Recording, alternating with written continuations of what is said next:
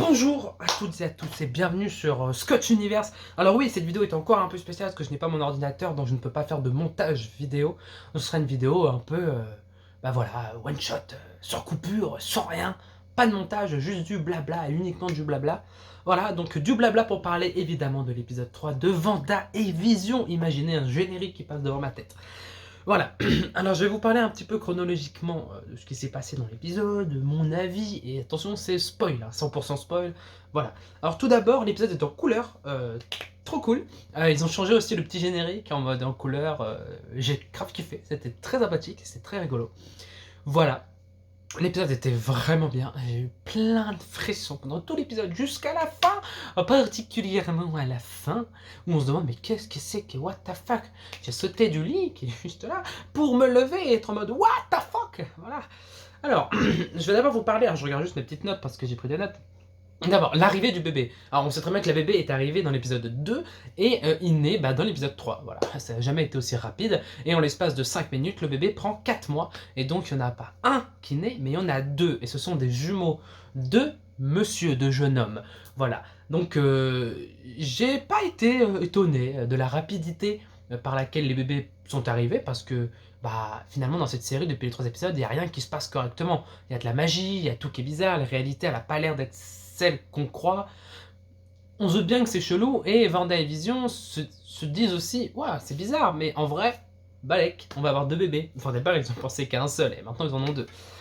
Voilà. Alors oui, effectivement, quand Vanda a des contractions, on voit que tout part en vrille. Voilà, et même Monica Rambeau, parce que c'est elle, hein, mais Géraldine voit que tout part en vrille, enfin le cygne, la cigogne, l'animal qui porte les bébés pour les emmener, est là, les tableaux qui partent en vrille, le lustre qui tombe du plafond, enfin elle voit que tout part en vrille et elle se dit juste « Oh, il doit y avoir une explication logique », enfin je sais plus comment c'est en français, voilà. Donc tout part en vrille et c'est vraiment cool, très drôle, et donc c'est plus question de magie, mais on se demande si c'est Vanda qui contrôle ça ou c'est bébé à elle. Voilà. Ensuite, nous avons... Ah oui, nous avons encore Vision, qui, lui, se pose encore plein de questions par rapport au truc chelou qui se passe, tout simplement. Il va voir son voisin, Herb, le Renoir, avec ses gros cheveux, qui est le mari de Darcy, la meuf, là. Je sais plus comment ça s'appelle. Darcy. Oui, mais dans la série... Je sais plus, mais bref, c'est Darcy. Et il va les voir, et en fait, il taille les haies, et il taille le mur. Il taille le mur. Donc Vision, il voit bien qu'il y a quelque chose qui va pas, tu vois. Du coup, il rentre, il va voir Vanda et il lui dit il y a quelque chose qui se passe pas et tout. Et Vanda nous refait son fameux nom, mais sans dire le nom. Et ça rembobine pas, ça coupe et ça remet en arrière. Comme si ça avait été filmé, et donc d'ailleurs c'est exactement ce que la série veut nous faire croire, hein, comme quoi c'est filmé, machin et tout, mais comme quoi ça avait été cut au montage, et genre laissé au montage quand même, mais que ça a été cut et ça a été repris avant quand Vision il revient et qu'il dit « Oh les bébés, c'est génial, voilà, youpi », comme dans le 2e épisode. Exactement la même façon. Donc Vanda sait qu'il y a un truc qui se trame et qui est pas logique. Voilà. Donc jusqu'ici, après, Vanda va mettre au monde ces 2 bébés, et Géraldine va lui dire « Oh, 2 magnifiques garçons », et Vanda va dire qu'elle aussi, elle avait un frère jumeau qui était Pietro Maximoff, qui est mort dans Age of Ultron, tué par un des robots d'Ultron. Et là, Géraldine a fait la gourde de trop. Elle lui a dit en mode... Enfin, on sait pas trop si elle sait qui elle est ou si elle découvre à peine qui elle est. Parce qu'elle dit « Il a été tué par Ultron, n'est-ce pas ?» Et là, c'est la catastrophe. Vanda ne comprend plus rien.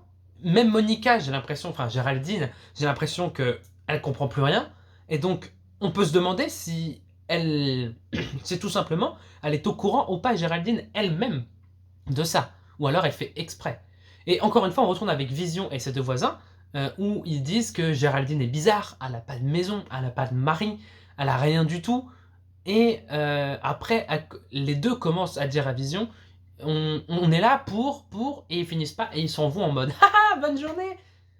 Chelou. Jusqu'à ce que Vision rentre, et Géraldine, on va l'appeler Monica Rambeau parce que c'est Monica Rambeau, aka Géraldine, n'est plus dans la maison, et le format passe du 4/3 au 16/9, voilà, comme un film du MCU, my gueule, avec les bandes noires qui descendent, et les bandes noires qui s'agrandissent ici. Donc là, c'était c'était fantastique, c'était fantastique. Et j'ai joui, j'ai très certainement joui. J'ai pas très certainement, j'ai joui. Il y a eu la jouissance sur moi.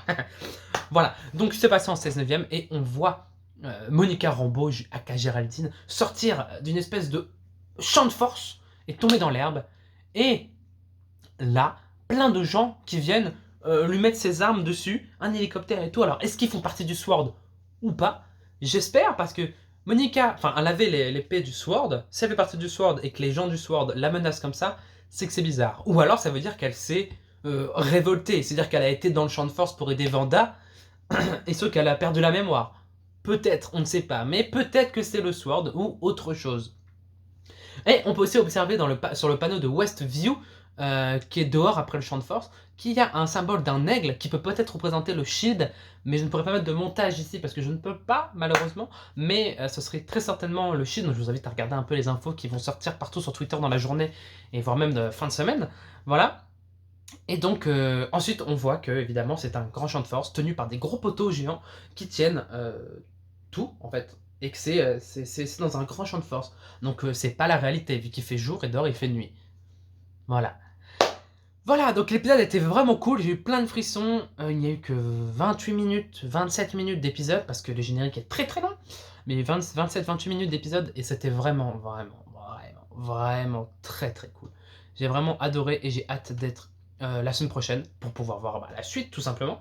Voilà, et donc mes petites théories sont les suivantes, c'est que Vanda sait ce qui se passe entre guillemets, mais elle gère la réalité et que, comment elle s'appelle, Géraldine, Monica Rambeau aka Géraldine, elle était au courant bien avant et qu'elle a dû venir dans Westview pour aider Vanda, mais sauf qu'elle a perdu la mémoire tellement elle est restée longtemps. Je pense que c'est ça et c'est pour ça qu'à la fin, tout le monde lui met les mains dessus et c'est aussi pour ça que quand elle atterrit par terre, elle est en mode où est-ce que je suis? Ouah, oh, oh. Voilà, donc on n'en sait pas plus et on n'en saura peut-être pas plus.